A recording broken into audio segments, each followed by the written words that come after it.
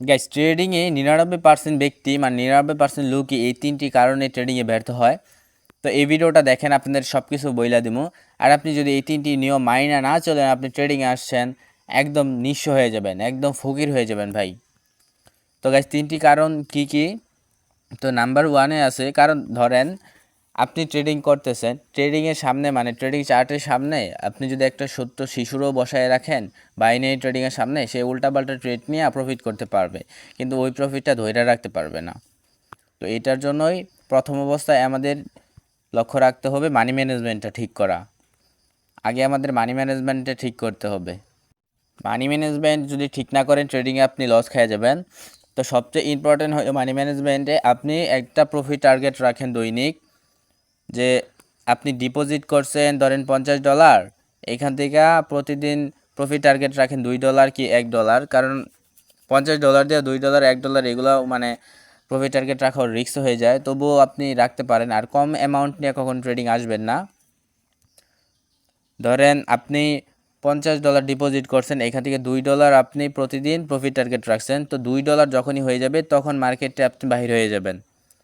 যদি ওই $2 হয়ে যায় তখনই আপনি মার্কেট থেকে বাইর হয়ে যাবেন। কিন্তু আপনি যদি ওই লোভে লোভে আরও যদি ট্রেডিং করেন ওই দিন, যে $2 প্রফিট হয়েছে আরও প্রফিট করবো, দেন তারপর মার্কেট থেকে বাইর হবো, দেখবেন একদম হাতে কলমে আমি লিখা দিলাম একদম ডাউনে চলে যাবে, মানে আপনার ক্যাপিটালও আস্তে আস্তে জিরোর দিকে চলে যাবে, আর আপনি ট্রেডিং থেকে ভালো কিছু করতেও পারবেন না।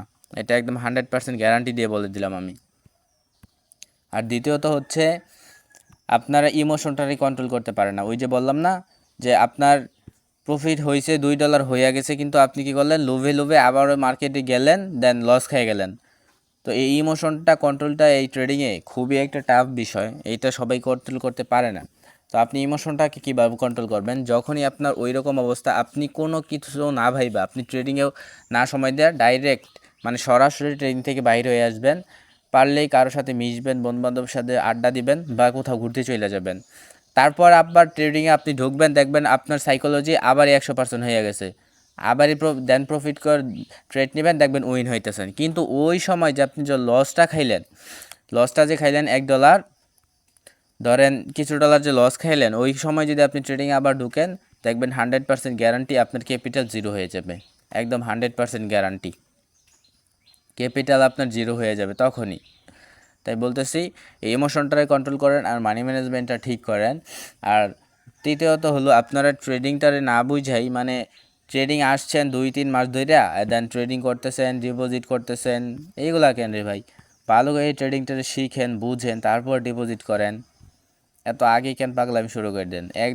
এই যে $10 $20 ডিপোজিট করতে করতে করতে করতে এক সময় দেখবেন ক্যাপিটাল হাই হয়ে দাঁড়াইছে, দেখবেন $100 চলে গেছে বা কারো $200 মতো চলে যায়। কিন্তু একবার ভাবেন, ওই $200 যদি আপনি একবারে ডিপোজিটটা করতেন, তাহলে তো আর লস খাইতে হইতো না।